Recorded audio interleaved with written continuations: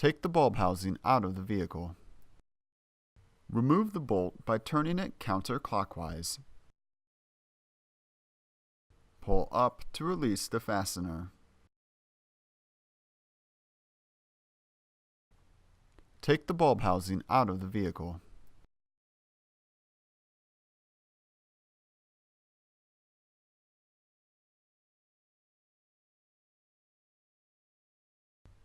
Push the tab and pull the connector to remove it.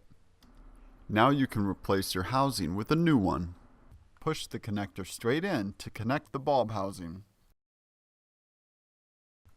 Align the tabs and push the housing to get it back into place.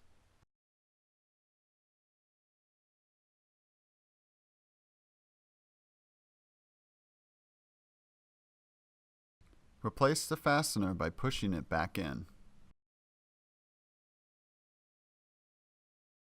Replace the bolt by turning it clockwise. Make sure the bulb housing is secure.